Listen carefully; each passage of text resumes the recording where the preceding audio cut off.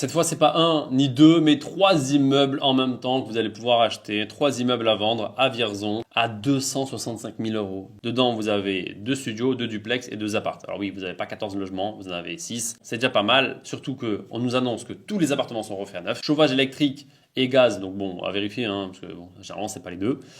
Compteur d'eau individuel sur la rue, double vitrage et pas de gestion de l'eau, parce que c'est-à-dire que dans le compteur d'eau indépendant. Mais surtout, on a 2795 euros de revenus mensuels.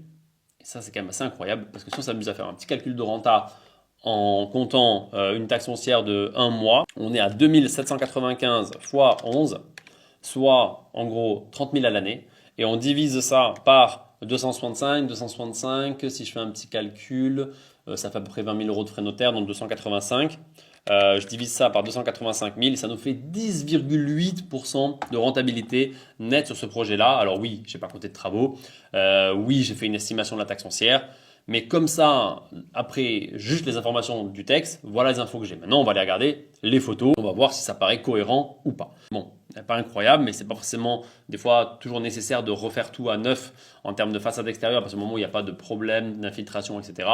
Parce que c'est souvent purement esthétique et en soi, c'est pas ça qui va faire souvent la différence pour le locataire. Le locataire, ce qui l'intéresse, c'est l'intérieur de son logement, la qualité de son logement intérieur et pas forcément la beauté du bâtiment par l'extérieur. On n'est pas en train de le vendre, on veut le louer. Bon, là, on voit qu'au dernier étage, on est en simple vitrage sur les deux. Là, on est en bois, simple vitrage bois sur le grenier ou le dernier niveau.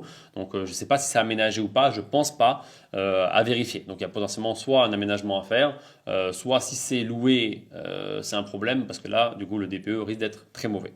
Et l'autre façade, enfin, de l'autre côté en tout cas, plutôt correct, hein, franchement, il y a, voilà, on aime ou on n'aime pas. Le choix des photos, c'est sûr que c'est pas incroyable d'avoir un mec devant, mais c'est vrai qu'on aurait pu attendre quelques secondes avant de faire la photo. Mais bon, c'est comme ça.